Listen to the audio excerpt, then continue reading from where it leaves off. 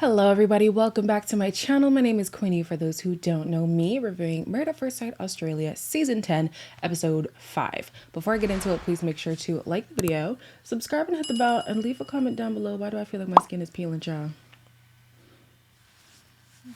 Okay, that's kind of weird.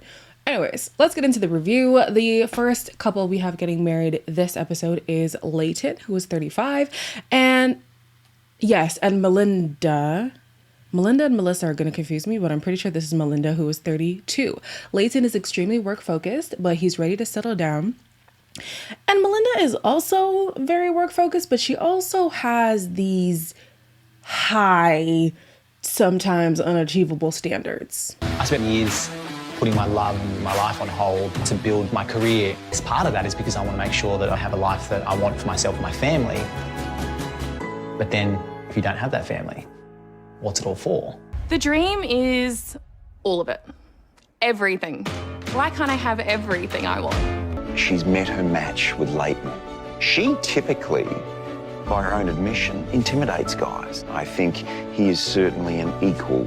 So these two people are work-oriented, you know, to the nth degree. However, they both have past relationships that have suffered due to a lack of work-life balance.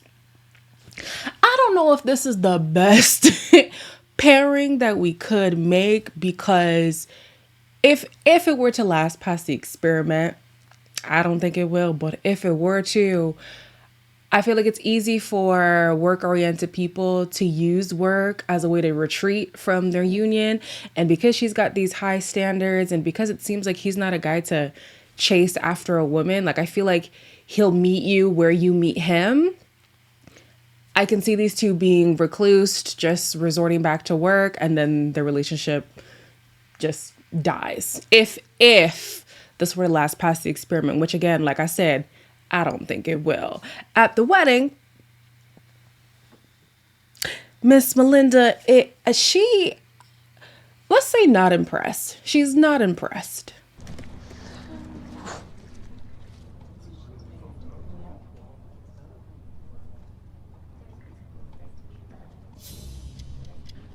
I think that she's confident. She's a confident girl. Very attractive, gorgeous. First impressions, he may be punching just a little.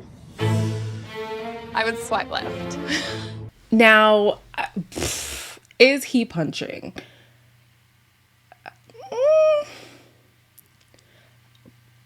Potentially. I mean, honestly, I'm trying not to even go into that, because I don't fully believe in leagues and stuff. I think you can find compatibility with somebody who you never would have thought you'd be attracted to in the first place, let alone not being equally attractive. So I'm kind of annoyed that she used the whole, oh, he's punching. Like, girl, please get over yourself. Because even if he wasn't punching, in our perspective, her confidence alone would have made herself believe that he was. In the vows, Melinda, see, I told y'all, Melinda had no emotion whatsoever. It's like she was reading a script that was written by somebody else, and this is her first time seeing it. I'm like, are these not your words? Where is the passion? Where's the excitement for the marriage? Girl, nothing. She gave us nothing, but she said she's excited to build an empire, while he promised her safety and security. And, you know, he talked about the money tree and stuff. And that's where things started to go left for her, because she thought like he was too put together. His words were coming off performative, and his money tree story made her think that he was claiming success that he didn't work for. And you know what they say about assumptions, guys? You make an ass out of you and me, so don't assume, all right? So here she is assuming. Things only get worse when they're doing their photo shoot, because I kind of side with her on this one. Leighton was really trying to like stick his tongue in her mouth, and she obviously wasn't about it. So it was giving off lizard. You know, it was just like, put that thing in your mouth. What?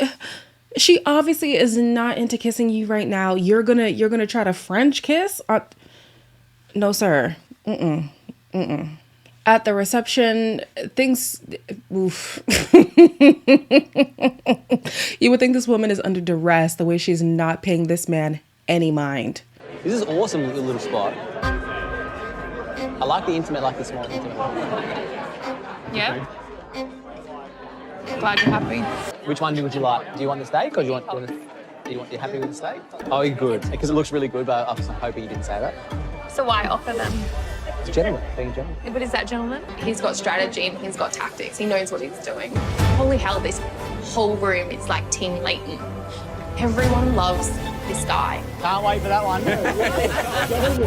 What have I missed? Honey, you're not forced to be here. Like, I mean, maybe, I guess under contracts and stuff. Okay, maybe she is under duress. But yeah, like she's not interested whatsoever. And it's kind of sad because he's trying to get in good with the family. He's trying to learn more about her since she won't talk to him. And the more he does that, the more she's skeptical of him. She thinks he's trying to rally her family against her and like collecting the troops, I think she said. And it's like, girl, when people meet new people, the go-to is to be nice, is to be kind, is to be open. So the fact that someone's genuine like care to know more about you, to know more about your family concerns me. Because how deep are your trust issues that you're so skeptical on this person just being a nice person? You know what I mean? Like, not everybody's gonna approach new situations being rude like you, okay? Some people are genuine. Now, I'm not gonna lie. Sometimes there are people on this show who are performative, and we later find out that, yeah, it was a facade.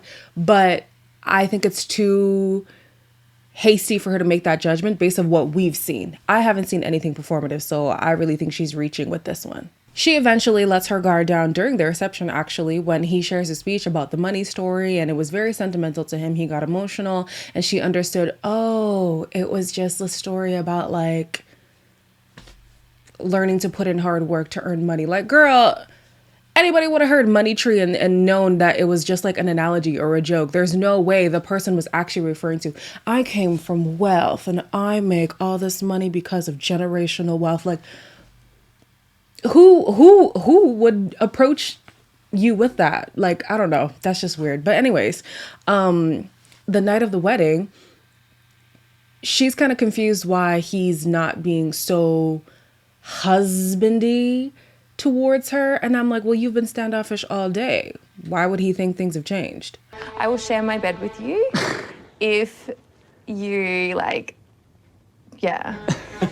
It feels weird because I don't know my husband. I think Mel has a guard up. I'm going to let her have her own time. I can have a bit of time as well. Good night. Good night. It doesn't feel like that's my husband and I'm his wife. What is it that you want, sis? Do you want him to be close or do you want him to be far?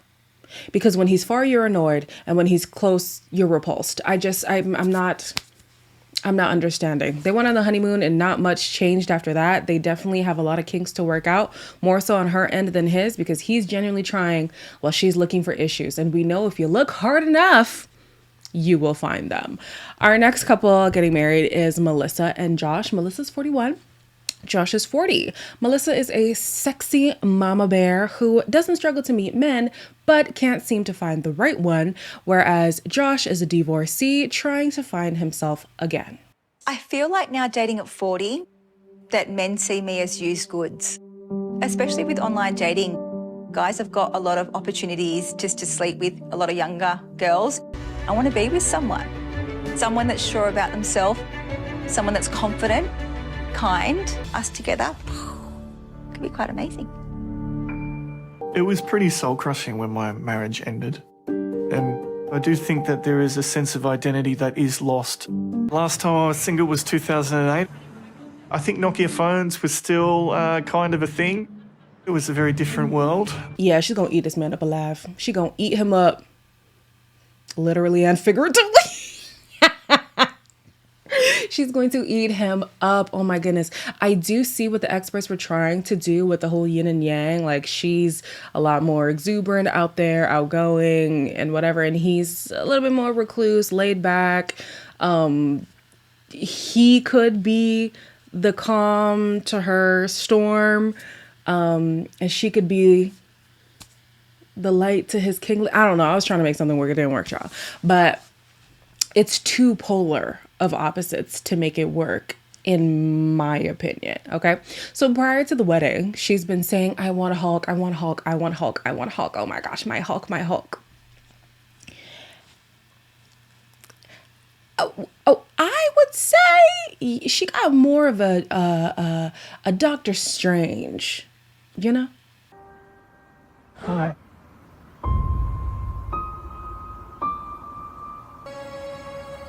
Really bad. Are you nervous? Yeah. That is my Thor and Gladiator in one. Like, he turned around and I was like, wow. I was blown away. He did pay her a compliment, but that was it. Like, he wasn't overly expressive about how he felt about her, even to the cameras. He didn't say anything that was like, oh my gosh, she's so beautiful. I'm so excited. Like, I'm enamored by her physique or something. Nothing. He gave us nothing. He just said, you look beautiful. And that was it, which is like a, what is it? Foreshadowing to how he is in general when it comes to being expressive. He does kind of keep his cards close to his chest, which is interesting. She, however, claims she did find her Thor in him.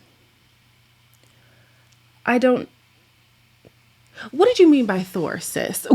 Because we might have a different image of who Thor is in our minds. I would like that kind of explanation. But anyways, while he's talking, saying her vows, she can't even focus on what he's saying because she's thinking about, ooh, what's he got going on under there? Is he packing big feet? You know what that means? Big hands. You know what that baby girl, I understand sexual freedom, sexual liberation, but my God, it was a lot. Anyways, in the vows, he does share that he has a deep love for Disney. We'll see more of that for sure. And he actually wants the honeymoon to be a Disneyland or Disney World or something like that. That actually would be cute. I wouldn't be mad at that if I was getting married to him. Well, she promised to give him her all. Okay? Her all. I think he could be a freak in the sheets too. Well, I've already sized him up from his shoe size. And what they say is big feet means one is hoping.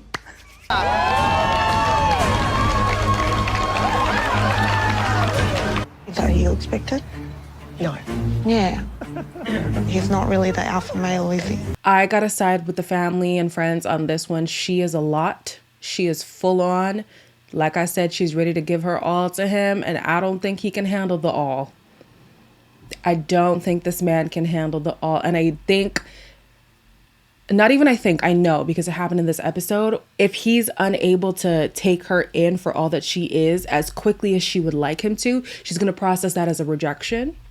And she's probably going to go into her shell and just not even want to give the process a try instead of just taking it little by little as things go. I think she's trying to say, like, here I am, take me for all my glory and whatever, instead of like giving him a chance to warm up to you, maybe learn a little bit more about you in increments, and then, you know, see the full you and then accept it as it is. But yeah, she was full on out the gate, and I feel like it's going to push him away very soon.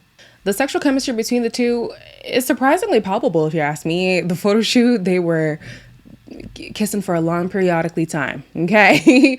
And at the reception, of course, like, they're hitting it off, things are great between them, but the family and friends are still like, we don't like this. Yeah, he's Lovely, very nice. very nice.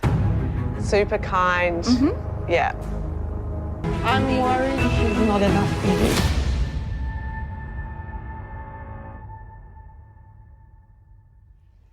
Wow. Really? Melissa acknowledges that in the past she has picked wrong, and she feels like this is her chance to do things the right way. So as I'm hearing her say that, I'm thinking to myself, okay, but you then also need to approach this situation differently than you have in the past so that it can have a different result than what you've had in the past. And so the leading with sex and the sexual expression being so heightened for her, I think it's going to lead her down the same path that she's been for the last 10 years. She's been single for the last 10 years. And like, she can find guys to have sex with. She can find, you know, a weekend Casanova, but a lifetime partner, she's been struggling defined. So I'm like, I love your sexual liberation. It's just in time. It doesn't have to be right out the gate. Anyways, they're getting on like a house on fire, like I said. Honey, the sparks were flying the night of the wedding, allegedly, maybe. You know, we're not quite sure at this point in the episode, because one person is saying yes, they knocked the boots, while the other is saying, what boots? I don't even own boots. No, last night we just had a really lovely kiss and cuddle and went to bed. Was sex last night with Josh good? Yes. We're older, we don't have to jump in any of that stuff, and we've got a lot of time to get to know each other, so there's no need to rush that aspect. Thor does have a big hammer, and Thor does not disappoint. So at this point of the episode, I was thinking that Melissa was the one who was lying, because maybe she misinterpreted something. And then I'm like, no, like if you're in your 40s, like, you know what sex is. There's no way you can misinterpret sex, you know? I mean, unless there was alcohol involved. I was just so confused. I was like, there's no way. And also on a honeymoon, she made a pass at him, a very clear pass that he did not bite whatsoever. So I'm like, oh, she's the one who's lying. No, ma'am. She was not lying. It was Josh. I ask you if you've had sex with me, right? They have a few times, and I just said no. You're lying. You can say that you me and that we've had sex and that it's okay. We are both Yeah. like I'm adults. I would never phrase it like that. People are going to see if you're not intimate, that Sure. it's a red flag that you're not into me. I feel for Josh. He just seems like you're just sweet dad at the PTA meetings that all the moms just want to like huddle around him because he's so sweet and he just deserves the world. You know, the man loves Disney and he's quiet and he loves his children or kid, or I don't know how many he has. So like, I don't think he should have lied about it, but I understand him not wanting to fully disclose the details of their night of passion, if it was passionate, because maybe it wasn't passionate, child. Maybe that's why he kept it to himself. So yeah, I do want to say that this is why there's an issue in rooting your self-worth in sex. Because the reality is some people are higher desire than others. And if you are the lower desire person, the higher desire person can perceive the lack of wanting to engage in physical activities as a rejection, as a lack of attraction, as, you know, a means to push them away, when it's not the case. You're just not as ready to go as they are all the time. So Melissa is perceiving him not telling the producers about sex as a rejection, him not taking her passes, her advances as a rejection, him just being like, you know, I'm going to keep that stuff to myself as like, oh, you don't want to express to the world that you're attracted to me. That's a red flag. No, it's not. You're in your 40s. Let's act like we're grown here. Okay. You know, that's not a rejection. It's just maybe a misunderstanding on where sex lies on the value scale, on the, you know, like, come on, girl, you're reading into it and you're making it a bigger situation than it has to be. So we'll see how this train wreck of a marriage is going to continue. I feel like they're not going to make it past the experiment, but stranger things have happened. As always, please make sure to like. Why am I drawing a blank? What do y'all do? Do the things that this little graphic tells you to do. And I'll see you in the next one.